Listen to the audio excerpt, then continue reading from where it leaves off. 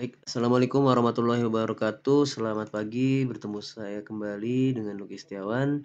Kali ini saya akan membahas terkait dengan layout atau konsep Lean terkait dengan layout. Ya, di video sebelumnya kita sudah membahas terkait dengan layout, bagaimana layout dibentuk oleh sel manufacturing, ya di mana sel dalam sebuah proses dibagi menjadi sel-sel terkecil dalam sebuah proses. Dan kali ini kita akan membahas lebih kecil, yaitu skupnya adalah line production. Ya, di mana konsep line production ini adalah bagaimana mengimplementasikan U-shape flow ya, di mana produk masuk dan keluar pada sisi yang sama pada sebuah sel dan membentuk aliran U untuk efisiensi. Baik, kita akan melihat salah satu pembuatan proses bracket, di mana proses bracket ini memiliki alur proses yaitu mesin milling, mesin grinding, mesin forming, dan mesin precision grinding. Lalu masing-masing mesin memiliki cycle time yang berbeda-beda, yaitu milling 50 detik, grinding 68 detik, forming 58 detik, dan precision grinding adalah 46 detik. Nah, dalam sebuah sistem tradisional layout, maka di dalam prosesnya adalah memiliki masing-masing operator ya. Jadi setiap proses akan memiliki satu proses operator. Nah, di mana setiap proses memiliki output yang berbeda-beda dikarenakan cycle time-nya juga berbeda-beda. Nah, apabila kita melakukan proses ini dalam implementasinya, maka akan terjadi yang namanya WIP ya di tengah proses. Dikarenakan yang pertama karena perbedaan cycle time tadi, lah yang kedua adalah biasanya mereka melakukan sistem yaitu sistem batch production, yaitu di mana ketika mereka melakukan proses keseluruhan baru dipindahkan transfer ke proses berikutnya dengan batch. Jadi seperti ini prosesnya.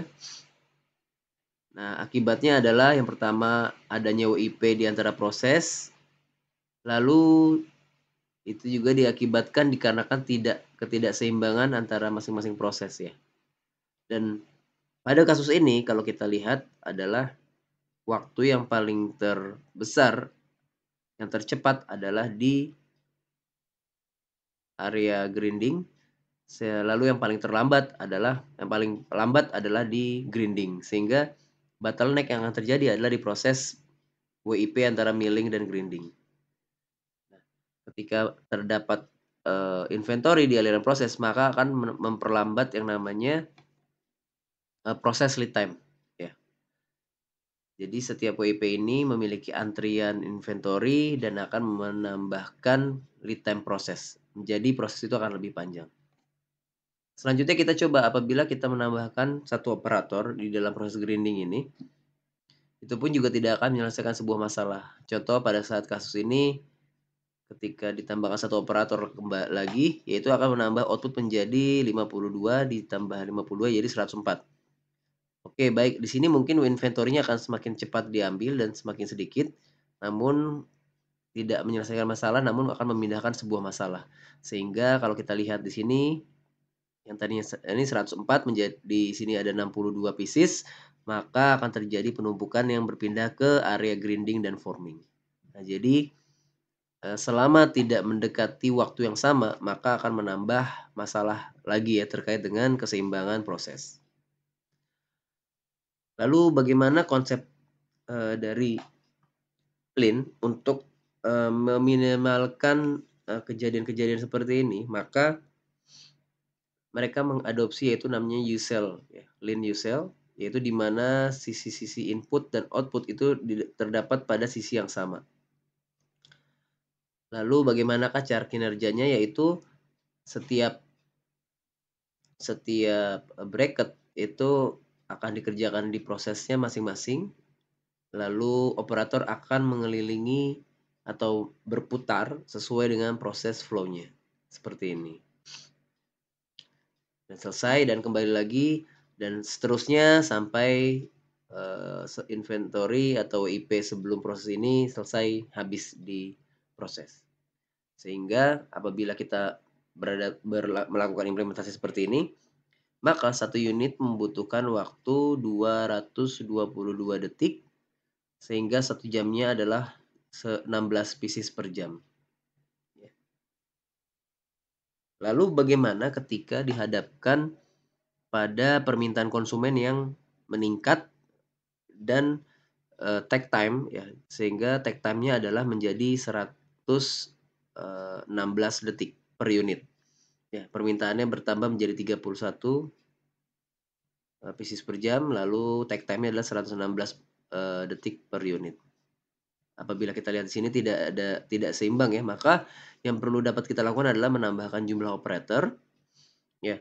Dengan menambah satu jumlah operator, maka total cycle time-nya akan berkurang menjadi 111 detik, sehingga output yang bisa didapat adalah 32 pieces per jam. Nah, ini jadi agak seimbang dan bisa lebih ngeflow ya, mengalir seperti itu.